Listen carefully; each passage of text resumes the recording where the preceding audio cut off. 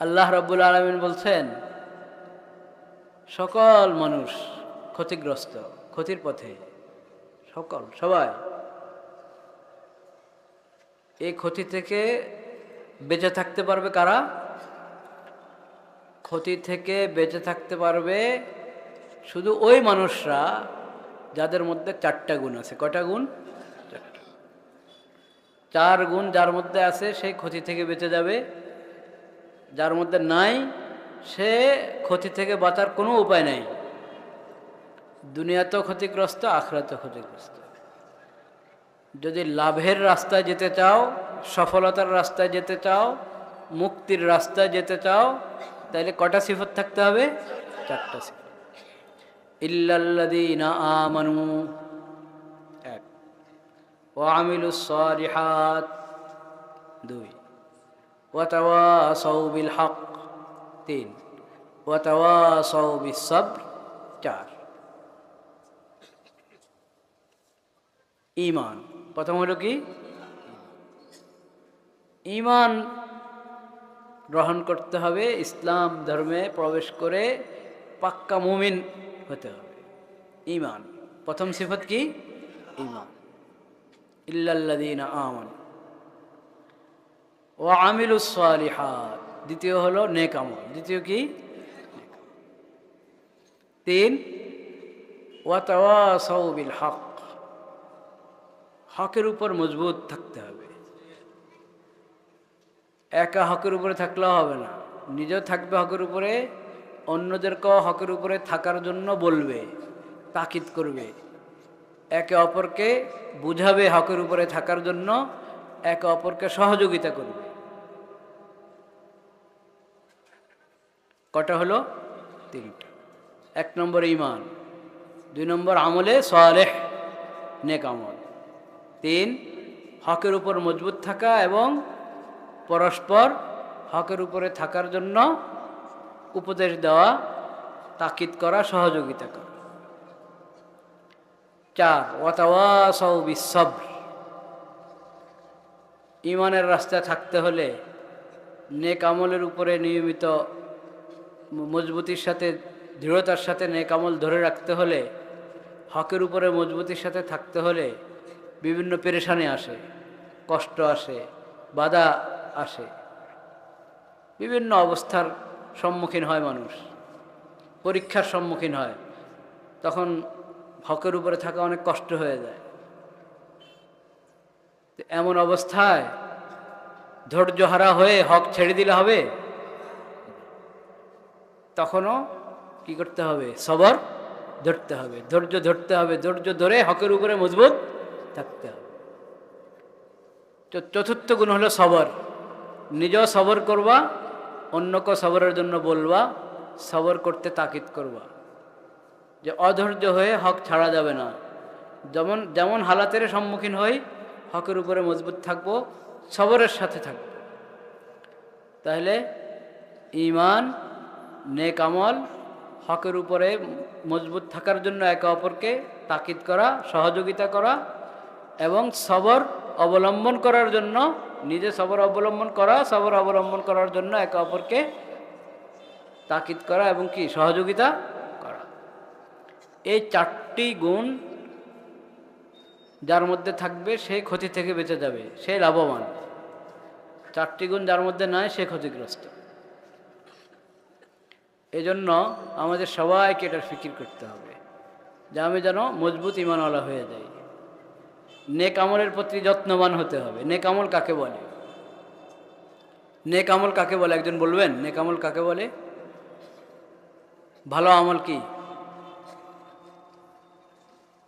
হ্যাঁ, নেক আমল নামাজ, হ্যাঁ, আর রোজা, যাকাত, আর আর হ্যাঁ হ্যাঁ কোরআন তেলাওয়াত, আর সহযোগিতা করা, আর আচ্ছা, মানে যাই বলা হচ্ছে সব হলো করণীয়, মানে যেটা যেটা করা দরকার ওই তালিকায় পেশ করছে সবাই, তাই না? নেক আমল হলো করণীয়টা করা, বর্জনীয়টা বর্জন করা, দুইটা মিলে নেক আমল। যেগুলো করার ওগুলো করতে হবে, যেগুলো ছাড়ার ওগুলো ছাড়তে হবে, তাহলে নেক আমল হলো। করারগুলো করতে থাকলাম, ছাড়ারগুলো একটাও ছাড়লাম না, এটা আধা নেক আমল হলো। নেক আমলের অর্ধেক হলো, অর্ধেক হলো না। নেক আমল বলা হয় করণীয়টা করা, বর্জনীয়টা বর্জন করা। সুদ ছাড়তে হবে, ঘুষ ছাড়তে হবে, ধোঁকা ছাড়তে হবে, প্রতারণা ছাড়তে হবে, ভেজাল ছাড়তে হবে, মিথ্যা ছাড়তে হবে, মাপে কম দেওয়া ছাড়তে হবে, অন্যের হক নষ্ট করা ছাড়তে হবে, অন্যের উপরে জুলুম করা ছাড়তে হবে, আমানতের খেয়ানত করা যাবে না। যত বর্জনীয় ওগুলো ছাড়তে হবে, যত করণীয় ওগুলো করতে হবে। এই দুইটা মিলে হলো নেক আমল, আমিলুস সালিহাত, আমিলুস সালিহাত। পর্দা করতে হবে, বেপর্দা হওয়া যাবে না। পর্দা করতে হবে, বেপর্দা হওয়া যাবে না। পর্দা শুধু মহিলাদের কাজ, তা না? হ্যাঁ, শুধু মহিলাদের? সবার উপর। পুরুষের জন্য পর্দা ফরজ, মহিলার জন্য কি পর্দা ফরজ। এটা তো আলেম ওলামার এলাকা, এখানে এই কথা বলারই দরকার না যে কার কার সঙ্গে পর্দা করতে হয়, বলার দরকার আছে না? আপনারা সব জানেন, সব জানেন। চাচির সাথে পর্দা আছে? চাচির সামনে যাওয়া জায়েজ আছে? ফুফির সামনে যাওয়া জায়েজ আছে, খালার সামনে যাওয়া জায়েজ আছে, মামির সামনে যাওয়া জায়েজ দেয়। মামির সামনে যাওয়া যাবে না, চাচির সামনে যাওয়া যাবে না, খালা শাশুড়ি যাওয়া যাবে না। শাশুড়ি শুধু একজন। শাশুড়ি কজন? একজন। আপনার স্ত্রীর মা, উনি হলেন শাশুড়ি। আর যত বলেন এই শাশুড়ি এগুলো হলো বাঙালি শাশুড়ি, কিতাব কোরআন এগুলোর শাশুড়ি বলে না। একটা দূর সম্পর্কে আত্মীয়তা আছে, সেটার হক আদায় করেন, আপনি খোঁজ খবর নেন, সহযোগিতা করেন, দোয়া করেন। কিন্তু শাশুড়ি বলে যে মনে করবেন যে আমার বিশেষ আত্মীয় হয়ে গেছে, এখন সামনে যেতে পারবো, এই ধারণা ঠিক? খালা শাশুড়ি, মামি শাশুড়ি, চাচি শাশুড়ি, ফুফি শাশুড়ি, আরও কত শাশুড়ি দুনিয়াতে আছে। কোনো শাশুড়ি শাশুড়ি না। পর্দার দিক থেকে কোনো শাশুড়ি কি না? শাশুড়ি না। সবার সঙ্গে পর্দা করতে হবে। এরকমভাবে আপনার স্ত্রীর জন্য শ্বশুরকে, শুধু আপনার বাপ, আপনার বাপ হলো শ্বশুর, আপনার চাচা, ওনার চাচা শ্বশুর, আপনার খালু, ওনার খালু শ্বশুর। বলেন আমাদের দেশে তো সবই শ্বশুর, বিশাল তালিকা শ্বশুরের, কিন্তু ওই তালিকা কোনো দাম নেই, পর্দার ক্ষেত্রে কোনো কি নেই। চাচা শ্বশুরের সামনে যাওয়া যাবে না, খালা শাশুড়, খালু শাশুড়ের শ্বশুরের সামনে যাওয়া যাবে না, মামা শ্বশুরের সামনে যাওয়া যাবে না। ফুফা শ্বশুর মানে আপনার স্ত্রীর ফুফা, ওনার সামনেও যাওয়া যাবে না। দেওর স্ত্রীর জন্য, আপনার স্ত্রীর জন্য বাসুর বলেন আর দেওর বলেন, এসব হলো হাদিসের ভাষায় হলো আল হামু, আল হামু। হাদিস শরীফে রসুল করিম সাল্লাল্লাহু আলাইহি ওয়াসাল্লাম বলেছেন আল হামু আল মাউতু, আল হামু আল মাউতু। যে তোমার স্বামীর দিক থেকে যারা তোমার আত্মীয়, মানে তার ভাই, তার বড় ভাই, তার ছোট ভাই, সে বড় ভাই হলে সবাই তো তার ছোট হবে, না সে ছোট হলে তার সবাই, বাকি সবাই কি তার বড়। তোমার স্বামীর আপন ভাইরা কেউ তোমার স্ত্রীর জন্য কিনা মাহরম না। তাহলে তোমার ভাইয়ের চাচাতো ভাই যারা, তোমার ভাইয়ের খালাতো ভাই যারা, তোমার ভাইয়ের মামাতো ভাই, ফুফাতো ভাই, হ্যাঁ চাচাতো বললো তো হয় না, তো দুইটা চাচাতো জ্যাঠাতো, কেউ আপনার স্ত্রীর জন্য কিনা মাহরম না। সবাই আল হামু, সবাই কি আল হামু হাদিসের ভাষায়। তোমার স্বামীর মাধ্যমে তার যত ছোট বড় ভাই আত্মীয় হয়েছে তোমার, এরা পর্দার আত্মীয় না, এদের সঙ্গে পর্দা করা কি ফরজ, পর্দা করা ফরজ। এদেরকে মৃত্যুর মতো ভয় করো। কিসের মতো? আল হামু আল মৌতু। দেওয়ার আর বাসুর এই ধরনের যা আছে এরা সবাই হলো মৃত্যু, মৃত্যুর মতো বলেন রাসূলুল্লাহ, এরা সবাই কি মৃত্যু, মৃত্যুর মতো এভাবে বলা হয়নি, কাল মাউতি বলে না। দেখেন যদি হাদিসের শব্দটা হয়তো আল হামু কাল মাউতি, দেওয়ার বাসুররা মৃত্যুর মতো, হাদিসে বলে না যে মৃত্যুর মতো, বলেছে একবারে সাক্ষাৎ মৃত্যু। তুমি মরে যাওয়া যেমন মুসিবত, ঠিক ওরকম মুসিবত যদি তুমি দেওয়ারের সাথে দেখা দাও, মরে যাওয়া যেমন মুসিবত, ঠিক ওরকম মুসিবত যদি বাসুরের সাথে দেখা দাও। এখন যদি আপনার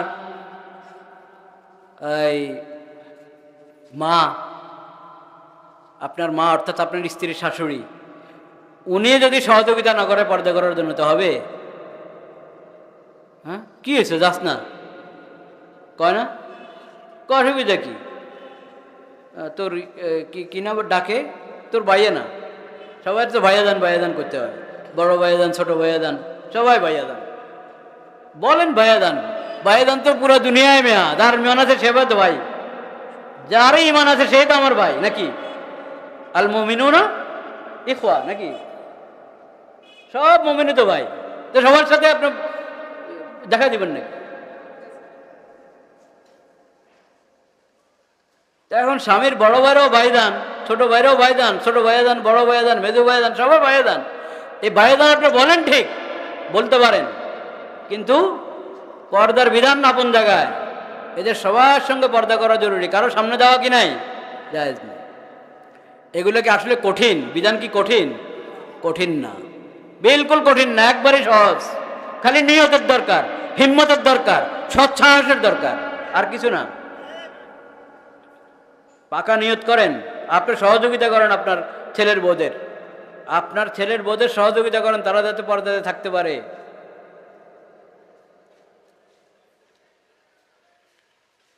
একবারেই সহজ। বলবেন যে শাশুড়ি অনেক সময় অসুস্থ থাকে, তো এখন দেওরদেরকে কে খাবার আগায় দিবে? দেওরদেরকে আগায় দিতে হবে কেন খাবার?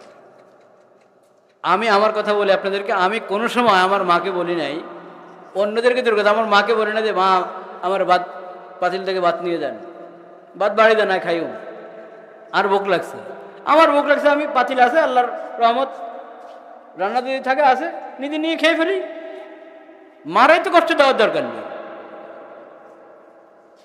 আবার আপনার ভাবেই আপনাকে দিতে হবে খাবার, এটা কেমন কথা? ভাবেই খাবার দিতে হবে কেন? আচ্ছা, তারপরও দেখেন শরীয়ত কিন্তু কঠিন করে নাই, শরীয়ত কঠিন করে না। আমি না বললাম যে দেওয়ার দরকার কি, কথা ঠিক, যৌক্তিক কথা, কিন্তু এরপরও সবার কি আর একরকম হয়নি। অনেকে চায় যে না, নিজে নিয়ে খেতে পারবো না, ওর দেওয়া হোক। তখন ওর মা আপনার অসুস্থ, দিতে পারছে না, তো ঘরে ভাবি আছে, ভাবিই দিবে, তো ঠিক আছে ভাবি দেখ, ভাবি খাবার প্রস্তুত করে, দস্তরখান প্রস্তুত করে রান্না করে চলে যাক, আরেক কামরায় ওর কামরায় ঢুকে যাক, প্রস্তুত করে দস্তরখান বিছিয়ে গেছে, সে সরে গেল, বাস তুমি যাও সালাম দিয়ে আওয়াজ করে সামনে যাও, দস্তরখান প্রস্তুত, তুমি খাও। আচ্ছা, আরেকটা আছে আচিনার কামরা, সামনের কামরায় বসে খাবা, তো মাঝের দরজাতে পর্দা লাগানো আছে, তো ঠেলে ঠেলে বাসনগুলো দাও ওইদিকে, পর্দার আড়াল থেকে বাসন পেলা দিয়ে দাও ওইদিকে, সে ওইদিকে বসে খাবে। মানে ইচ্ছা করলে সবই সহজ, শুধু নিয়তের দরকার। এই যে পর্দার বিধানকে কেন যে এত হালকা মনে করি আমরা অনেকে, নিশ্চয়ই এই এলাকা হবে না এরকম, কারণ এটা তো দেখি সব দিকে কত মাদ্রাসা, মাশাআল্লাহ, আলেমুল আমাদের দেশ, নিশ্চয় এখানের মাস্তুরাত পর্দা লঙ্ঘন করেন না, পর্দা করে চলেন, এবং সবাই পুরুষরা সহযোগিতা করে থাকেন, এরকমই হবে ইনশাআল্লাহ। আল্লাহ তাআলা সবাইকে তৌফিক দান করে। তো আমি বললাম আমিলুস সালিহাত, মানে মুক্তি পাওয়ার জন্য, সফলতার জন্য 4 গুণের দ্বিতীয়টা কি? নেক আমল। এই নেক আমল করণীয়টা করা, বর্জনীয়টা কি? বর্জন করা। এটা মনে রাখতে হবে। হকের উপরে থাকতে হবে সবসময়। এটা বড় পরীক্ষা, অনেক পরীক্ষা আসে হকের উপরে থাকার ক্ষেত্রে। মানুষ যতক্ষণ নিজের মনের মতে হককে পায় তখন সহজে মেনে নেয়। হক যখন নিজের মনের বিরুদ্ধে যায় তখন আর সহজে মানতে পারে না। মন হকের ফয়সালা যা আমার মনেও চায় তা, তাইলে তো হক মানা অনেক সহজ। তখন কি হক মানে না, না মানে এটার পরীক্ষা হয়? পরীক্ষা কখন হয়? পরীক্ষা হয় তখন যদি বলেন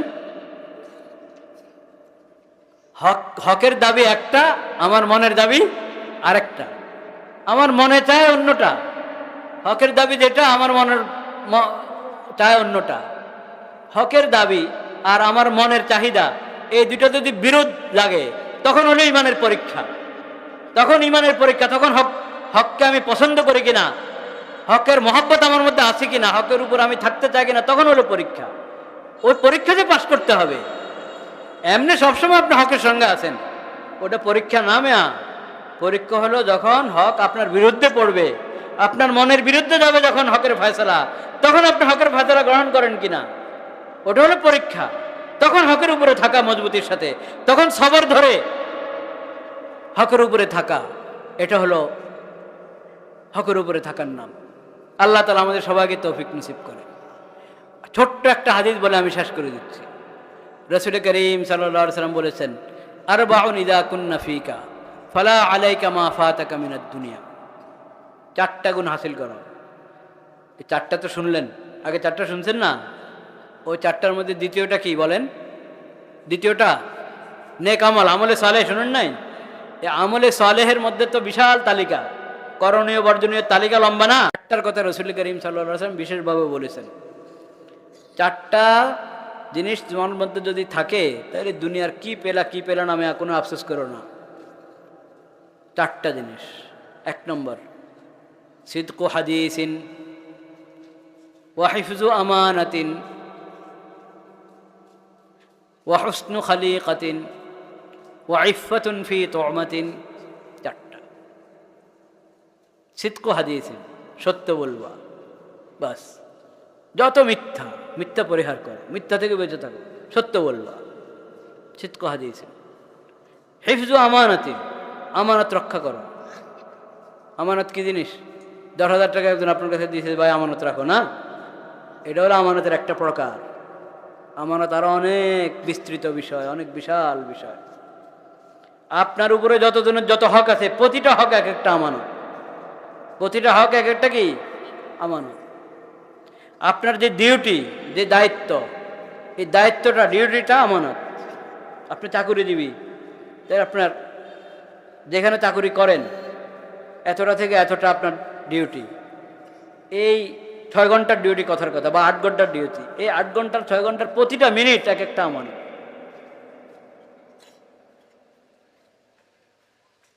আমানত, সকল হক আমানত, সকল দায়িত্ব কি? আমানত।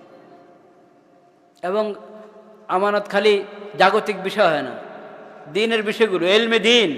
একটা মাদ্রাসা আছে, একটা মসজিদ আছে, এই মাদ্রাসা আপনাদের হাতে আমানত, এই মসজিদটা আপনাদের হাতে আমানত। তবলিগের মেহনত আমানত। তবলিগের মেহনত নষ্ট হয়ে যাবে, ওটার মধ্যে মানুষ নতুন নতুন বেদাত ঢুকা ভিন্ন দল করবে, তবলিগ থেকে এক পক্ষ ভিন্ন হয়ে গেছে। হয়েছে আপনাদের এলাকা আছে? হ্যাঁ, আলহামদুলিল্লাহ, আলহামদুলিল্লাহ। এমনি তবলিগও হয়তো কম নাকি? তবলিগ আছে। কি পরিমাণ সাথী এখানে? 3 জিল্লার। 3 জিল্লার সাথী কয়জন? চলে গেছে, নয় অনেক হতো। ঠিক আছে, 1 জিল্লার কতজন? মাশাআল্লাহ। ইজতেমাতে যাচ্ছেন কতজন? চলে গেছে। হ্যাঁ, ঠিক আছে, খুব ভালো। তো তবলিগের মেহনতটা একটা আমানত। এখানে বেদাত ঢুকা ভিন্ন কিছু লোক আলোক হয়ে নিজেদেরকে মূলধারার তবলিগ বলবে, হ্যাঁ, আর আপনারা ওটা সঙ্গ দিবেন। আমানতের খেয়ানত হবে, আমানতের খেয়ানত হবে। হ্যাঁ, প্রতিটা দিনই কাজ আমানত। তো রাসূল করিম সাল্লাল্লাহু আলাইহি ওয়াসাল্লাম বলছেন, দ্বিতীয় কথা, প্রথম কথা ছিল কি সত্য বলবা, দ্বিতীয় কথা আমানতের হেফাজত করবা, আমানতের যেন খেয়ানত না হয়, আমানত যেন নষ্ট না হয়, আমানতকে সবসময় সংরক্ষণ করবা। 3 নম্বর হুসনু খালিকাতিন, ভালো ব্যবহার, দিলটাও ভালো হবে, ব্যবহারও ভালো হবে। 4 নম্বর ইফফাতুন ফি তুমাতিন, তোমার লোকমা হালাল হইতে হবে, পানাহার হালাল, রোজগার হালাল। কটা কথা হলো? 4টা কথা। সত্য বলা, সত্য বলা। দ্বিতীয়, আমানত রক্ষা। তৃতীয়, দিলও ভালো, ব্যবহারও ভালো। 4 নম্বর লোকমা হালাল, মানে রোজগার কি হালাল। আল্লাহ তাআলা আমাদেরকে ওই 4টা, এই 4টা, এই সব সিফাত হাসিল করার তৌফিক নসিব করেন। ওয়া আখিরু দাওয়ানা আলহামদুলিল্লাহি রাব্বিল আলামিন। হ্যাঁ, জানাজার নামাজ আদায় করার পর মুনাজাত দেওয়া কি উত্তম? জানাজার নামাজটাই হলো আগাগোড়া দোয়া, বুঝছেন? জানাজার নামাজটা যারা বুঝে, জানাজার নামাজের মধ্যে প্রথম তাকবীরে পড়ে সানা, দ্বিতীয় তাকবীরে পড়ে কি দুরূদ শরীফ। এই সানা এবং দুরূদ শরীফ পড়া হয় দোয়া কবুল হওয়ার জন্য। তৃতীয় তাকবীর পরে দোয়াটাই পড়ে, আল্লাহুম্মা গফির লি হাইয়িনা ওয়া মাইয়িতিনা, এই দোয়ারও দোয়া আছে। চতুর্থ তাকবীর পরে সালাম ফিরে বলা। জানাজার নামাজ আগাগোড়া একটা দোয়া, বুঝছেন? জানাজা শেষ হলো, এখন তাড়াতাড়ি দফনের দিকে নিয়ে যাও, এখানে দোয়ার কোনো বিধান নেই। হ্যাঁ, আমার কি আমরা যে লাশ খাটিয়ে কাঁধে নিয়ে হ্যাঁ 10 কদম করে 40 কদম গণনা করি, তাহার কি চললে এটা হলো সবার শরীক হওয়ার জন্য আর কি, মানে সবাই যাতে খাটিয়া ধরতে পারে, খাটিয়া ধরার, লাশ কাঁধে করে নেওয়ার তো একটা ফজিলত আছে না, সওয়াব আছে না। ওই সওয়াব খালি 4 জনেই নেবে নাকি? আরও লোক যাতে সওয়াব নিতে পারে সেজন্য কান বদল করে করে ধরান বদল করার জন্য এটা একটা পদ্ধতি কাউকে বলেছেন। এটাই হতে হবে, 10 কদম করে হতে হবে এমন কোনো কথা না। 10 কদম করে হলে কোনো মানা নাই, কিন্তু 10 কদম করে হতেই হবে এটা কোনো জরুরি কিছু না। বাকি স্থানীয় ওলামায়ে কেরাম যারা, শুনেন মাসালার ব্যাপার আমার একটা কথা হলো, স্থানীয় ওলামায়ে কেরামের কাছে মাসালা জিজ্ঞেস করুন। আপনি যেখানে আছেন সেখানে ওলামায়ে হাক্কানি নিশ্চয় আছেন, তাদের কাছে মাসালা জিজ্ঞেস করা হলো নিয়ম। মিলাদে জ্ঞান কি এবং তাহার কি এইগুলা বুঝি মানুষ বুঝে না, এটা কোনো কথা নাকি? দিয়েছে যে মহিলাদের মুখ এবং হাতের কবজি হ্যাঁ খোলা রাখলে হ্যাঁ পর্দা ফরজ আদায় হয়ে যাবে।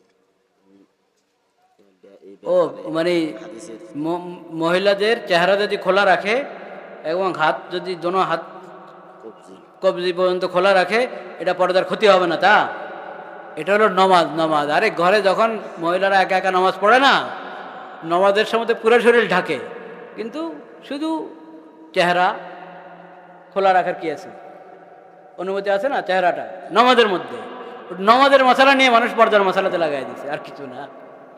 পর্দার মশালা ভিন্ন, নমাজের মশালা ভিন্ন। নমাজের মধ্যে কি পরিমাণ ঢাকবে সেটার মধ্যে চেহারার কথা আছে, হাতের কথা, এটা খোলা থাকতে পারে। আর যেটা পর্দার মশালা সেটার মধ্যে তো চেহারাই তো মূল ঢাকার জিনিস। দোয়া মুরব্বীরা করেন নাকি? হ্যাঁ, আচ্ছা, তো আমরা হ্যাঁ, ও আযানের পরে দোয়া আছে, আল্লাহুম্মা রাব্বা হাযিহিদ দাওয়াতিত তাম্মাহ ওয়াস সালাতিল কায়িমা আতি মুহাম্মাদিন ওয়াসিলা ওয়াল ফাযিলা ওয়া বা'সু মাকামান মাহমুদান আল্লাযী ওয়া'আদতা ইন্নাকা লা তুখলিফুল মিয়াদ। আগে দুরূদ শরীফ পড়বেন, পরে এই দোয়া পড়বেন। এমনি আশার নামাজ তো হয়ে গেছে, তো আমরা ইস্তিগফার পড়ে দুরূদ শরীফ পড়ি। আস্তাগফিরুল্লাহাল্লাযী লা ইলাহা ইল্লা রাব্বিল আলামিন ওয়াস সালাতু ওয়াস সালামু আলা সাইয়্যিদিল মুরসালিন ওয়া আলা আলিহি ওয়া সাহবিহি আজমাইন। ربنا ظلمنا أنفسنا وإن لم تغفر لنا وترحمنا لنكونن من الخاسرين. ربنا آتنا في الدنيا حسنة وفي الآخرة حسنة وقنا عذاب النار. ربنا لا تزغ قلوبنا بعد إذ هديتنا وهب لنا من لدنك رحمة إنك أنت الوهاب. ইয়া আল্লাহ, আপনি মেহেরবানি করে আমাদের সবাইকে কবুল করেন। ইয়া আল্লাহ, আমাদের সকলের সমস্ত গুনাহ খাতা মাফ করে দেন। ইয়া আল্লাহ, আমাদের সকল মুমিন মুসলমানের সমস্ত গুনাহ খাতা মাফ করে দেন। আল্লাহ আমাদেরকে ক্ষমা করেন, মাগফিরাত করেন মাওলা, মাগফিরাত করেন আল্লাহ, ভরপুর মাগফিরাত করেন আল্লাহ। যে মুরব্বীরা কবরে চলে গেছেন তাদের কবরকে নূর দিয়ে ভরে দেন, তাদের কবরকে জান্নাতের বাগিচা বানিয়ে দেন, তাদের সবাইকে জান্নাতুল ফিরদাউস নসিব করেন। আমাদের অনেক বড় বড় আলেমরা মুরব্বীরা চলে গেছেন। কুমিল্লার হজরত মৌলানা আশরাফ আলী সাহেব রহমতুল্লাহ চলে গেছেন, সিলেট হবিগঞ্জের হজরত মৌলানা তাফাজুল হক সাহেব চলে গেছেন, আরও অনেক মুরব্বীরা এই এলাকার অন্যান্য এলাকার কবরে চলে গেছেন। আল্লাহ আপনি সবার মাগফিরাত করেন, সবার দরাজাত বুলন্দ করেন। ইয়া আল্লাহ সবাইকে জান্নাতুল ফিরদাউসে জায়গা নসিব করেন। ইয়া আল্লাহ যারা হায়াতে আছেন তাদেরকে সুস্থতা দান করেন, শক্তি সামর্থ্য দান করেন।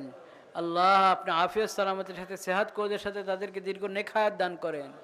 আমরা সবাই নিজেদের মা বাবার জন্য দোয়া করি, রব্বির হামহুমা কামা রব্বায়ানি সগীরা, রব্বির হামহুমা কামা রব্বায়ানি সগীরা, রব্বির হামহুমা কামা রব্বায়ানি সগীরা। ইয়া আল্লাহ মুসলিম উম্মতকে আপনার হেফাজতে রাখেন আল্লাহ, জুলুম থেকে রক্ষা করেন আল্লাহ সব জায়গায়। ইয়া আল্লাহ মুসলমানরা মজলুম, ইয়া আল্লাহ তাদেরকে জুলুম থেকে রক্ষা করেন। ইয়া আল্লাহ আপনি তাদেরকে নিজের হেফাজতে রাখেন, ইয়া আল্লাহ নিজের হেফাজতে রাখেন। ইয়া আল্লাহ আপনি নিজের হেফাজতে রাখেন। ইয়া আল্লাহ মজলুমদেরকে জুলুম থেকে রক্ষা করেন, ইয়া আল্লাহ জুলুম থেকে রক্ষা করেন, আপনার হেফাজতে রাখেন মাওলা। আল্লাহুম্মা আনসুরিল মুস্তাদআফিনা মিনার রিজালি ওয়ান নিসাই ওয়াল বিলদান, اللهم انصر المستضعفين من الرجال والنساء والولدان، اللهم انصر المستضعفين من الرجال والنساء والولدان، اللهم اجعل لهم من لدنك وليا واجعل لهم من لدنك نصيرا। ইয়া আল্লাহ যার যে পেরেশানি আপনি জানেন, সবার সমস্ত পেরেশানি দূর করে দেন, সবার সমস্ত পেরেশানি দূর করে দেন। ইয়া আল্লাহ যার যে নেক তামান্না আপনি গায়েব থেকে পুরা করে দেন, যার যে জরুরত আপনার জানা আছে সবার সব জরুরত পুরা করে দেন, যারা ঋণগ্রস্ত তাদের ঋণ আদায় করে দেন, যার যে ঠেকা আছে আল্লাহ সবাইকে আপনি মেহেরবানি করে উদ্ধার করেন আল্লাহ, উদ্ধার করেন। ইয়া আল্লাহ মস্তুরাত যারা আছেন ঘরে ঘরে আমাদের মা বোনেরা তাদেরকে আপনি আপনার হেফাজতে রাখেন। ইয়া আল্লাহ তাদেরকে মাগফিরাত করেন, ইয়া আল্লাহ তাদেরকে আদর্শ মা হওয়ার তৌফিক নসিব করেন, তাদেরকে সন্তানদের লালন পালন ঈমানি এবং কুরআনী তরিকায় সন্তানের লালন পালনের তৌফিক তাদেরকে দান করেন মাওলা। ইয়া আল্লাহ তাদেরকে আমাদের পক্ষ থেকে উত্তম প্রতিদান দান করেন, জাযায়ে খায়ের দান করেন। এই মাহফিলের যারা ইন্তজাম করেছেন আল্লাহ তাদেরকে কবুল করেন। ইয়া আল্লাহ অনেকে অনেকভাবে মেহনত করেছে, সহযোগিতা করেছে। ইয়া আল্লাহ আল্লাহ আপনি মেহেরবানি করে সবাইকে উত্তম প্রতিদান দান করেন। প্রশাসনের সহযোগিতা পেয়েছেন এখানে যারা ইন্তজাম করেছেন তারা, আল্লাহ ওই ভাইদেরকেও আপনি কবুল করেন, ওই ভাইদেরকে বেশি বেশি দিনের খেদমত করার তৌফিক নসিব করেন। ইয়া আল্লাহ তাদেরকে আপনি উত্তম প্রতিদান দান করেন। ইয়া আল্লাহ তাদেরকে আপনি ইজ্জত বাড়িয়ে দেন, সম্মান বাড়িয়ে দেন, বেশি বেশি আপনার দিনের খেদমত করার তৌফিক নসিব করেন, মজলুমদের পাশে দাঁড়াইবার তৌফিক নসিব করেন। ইয়া আল্লাহ আপনি মেহেরবানি করে আরও যারা যে কোনোভাবে এই মাহফিলের অন্য অন্য দিনী কাজের মাদ্রাসার মসজিদের গরিবদের এতিমদের সহযোগিতা করে থাকে, ইয়া আল্লাহ আপনি মেহেরবানি করে সবাইকে আপনার হেফাজতে রাখেন। ইয়া আল্লাহ এখন এই শীতের মৌসুমে কতজনে শীতে কষ্ট পাচ্ছে, যেবারা খেয়াল করে করে ওদেরকে একটা কম্বল দিয়ে দিল, কোনো ধরনের শীতের সামান দিয়ে দিল, আল্লাহ আপনি তাদেরকে বেশি বেশি তৌফিক দান করেন। ইয়া আল্লাহ আপনি তাদেরকে উত্তম প্রতিদান দান করেন। ইয়া আল্লাহ আপনি তাদেরকে আখিরাতে আপনার কাছে জান্নাতুল ফিরদাউসে জায়গা দান করেন মাওলা। اللهم إنا نسألك من خير ما سألك منه نبيك وعبدك محمد صلى الله عليه وسلم، ونعوذ بك من شر ما استعاذك نبيك وعبدك محمد صلى الله عليه وسلم، وأنت المستعان وعليك البلاغ، ولا حول ولا قوة إلا بالله العلي العظيم. رب اغفر لي ولوالدي ولمن دخل بيتي مؤمنا وللمؤمنين والمؤمنات. رب اغفر لي ولوالدي ولمن دخل بيتي مؤمنا وللمؤمنين والمؤمنات. رب اغفر لي ولوالدي ولمن دخل بيتي مؤمنا وللمؤمنين والمؤمنات. رب أوزعني أن أشكر نعمتك التي أنعمت علي وعلى والدي وأن أعمل صالحا ترضاه وأصلح لي في ذريتي إني تبت إليك وإني من المسلمين. সুবহান রাব্বিকা রাব্বিল ইজ্জাতি আম্মা ইয়াসিফুন ওয়া সালামুন আলাল মুরসালিন ওয়ালহামদুলিল্লাহি রাব্বিল আলামিন আমিন বিরহমাতিকা ইয়া আরহাম। ওয়া আলাইকুম আসসালাম।